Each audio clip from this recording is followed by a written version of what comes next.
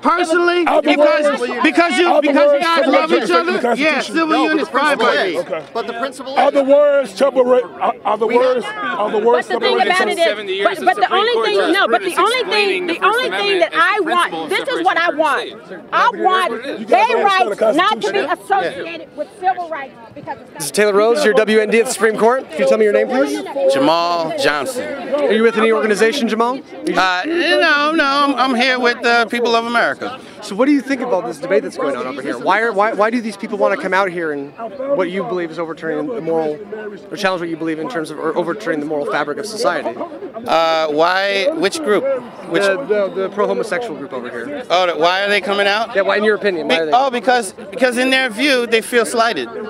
Why do you think they feel slighted? Well, it's like, forgive me for equating it to like, when you're growing and you have these people who've been around a while, mom and dad, many times you think that their rules have no base. And then you turn 30 and you go, oh, that's why they told me. Well, we're out here saying that there's an old organic reason for marriage that is not being embraced in what they plan to do with this country as an entirety. So what they want to do, they want to do it to the whole country. And they don't realize how it will affect the way we raise children. My identity, part of my identity is that I came from my mother and father. If kids now don't have mom and dad, we're not even heterosexual beings. And some of these people are fighting the very notion of heterosexuality, fighting nature. I don't want to go forward into the future, generation after generation, promoting a concept that we have nothing to do with nature. We're children of nature, okay? And, it's just confusing. It's not fair to put confusion on future generations. It's just not fair. And plus, heterosexuality requires proactive responsibility, okay?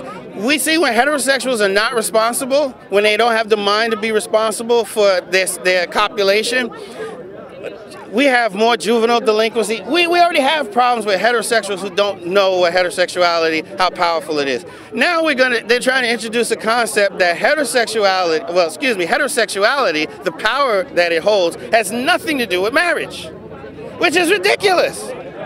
So what do you think the consequences will be for the United States if gay marriage is legalized? People's concept of sex won't have proactive responsibility for the next generation. So considering that... There won't be a word that harnesses that notion because they will have robbed the one word that does harness that notion.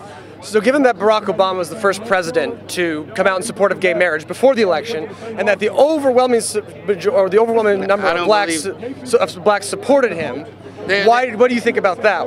Well, I'm a black man, and black people support a black man. And that's the reason why. It's just that simple. And so regardless of the fact that most blacks are socially conservative and they vote for... You ask them about it, are you for gay marriage? No. Well, the president is, they go, wow. Very good. So when some of the challenges that you were having over here with some of these secular humanists over here, when they that's what it says on his button over there. So when they say that you can't use the Bible in terms of you making law or influencing law in the United States, what do you have to say about that? There's social law. It's civilized. Even in non-religious cultures, they created marriage. There's this old world word, bastard. That was the kid whose parents did not have him responsibly. He didn't have home training, he was not properly socialized, and he made trouble in the community. The community said, we don't care how you feel about each other, but if you guys are gonna do that and make babies, you're gonna stay together. And so the community put marriage, Chinese communities, Japanese communities, Korean, African communities, because it's civilized to make young heterosexuals, when they're excited by each other, to point them towards the responsibility, and that's where marriage came from. Even if it didn't have anything to do with the Bible, we've lived it out so many times all over the planet. Maybe we forgot, okay? Maybe we're here and it's like this because we lost a sense of civil responsibility where sex is concerned. Personally, I don't care what homosexuals do in their bedroom. And I have no reason to care because there's no product. There's no human being that's going to come. as government, if I represented government, I don't care what they do in their bed, because there's no citizen that's coming from that. I care what happens to heterosexuals. I'm civilized to care about what happens. This notion that I'm supposed to care about the product of heterosexual sex is what marriage is. And they don't care about that. They just want the word because they're jealous of it. They just want it because some childish concept of equality. But they'll learn. And